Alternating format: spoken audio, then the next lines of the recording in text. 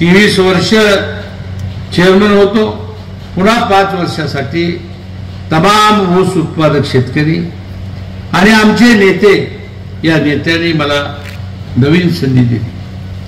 आमचं हे सारं 25-0 म्हणजे इतिहासात एवढा म्हणजे मताधिक्य कधी मिळालं नाही. आणि अशा मोठ्या मताधिक्यानं आपण यशस्वी झालोय. त्याची धुरा माझ्याकडे वाहण्यासाठी दिली, आपण सुपूर्द केली. आम्ही सगळ्यांनी पदग्रहण केलं आणि मला आनंद आहे आणि अभिमान वाटतोय की आमच्या सगळ्या नव्या सहकारी संचालकांनी एकमुखी 2 महत्वाचे निर्णय घेतले.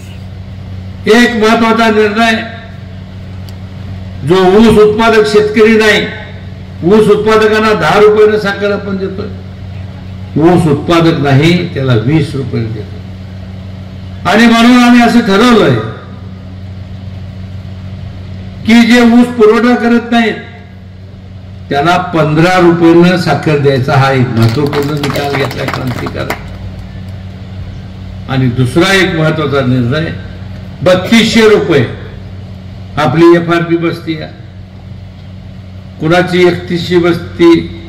ते कारखाना चालवा म्हणून 3200 गेल्या, 3150 गेल्या, बऱ्याच ठिकाणी गेल्या. आणि म्हणून लोकांची अपेक्षा होती की KP पाटील आणि त्यांचं हे पॅनेल महालक्ष्मीचं निवडून आल्यावर आम्हाला दर वाढवतील अशी त्यांची अपेक्षा होती. थोडा का असं ना वाढवतील, काहीतरी वाढवतील नक्की असं वाटत होतं. मला आनंद आहे, आम्ही सगळा अभ्यास केला, त्यातल्या अडचणी सगळ्या समजावून घेतल्या आणि आम्ही असा निर्णय घेतला की 3200 आपण FRP एक रकमी द्यायचीच आहे. आता चालूच आहे, आता भरणा सुद्धा आज गेला.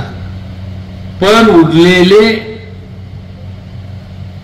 207 रुपये म्हणजे 3407 इथून ते 207 रुपये संजू बाबा 2 हप्त्यात द्यायचे आहेत.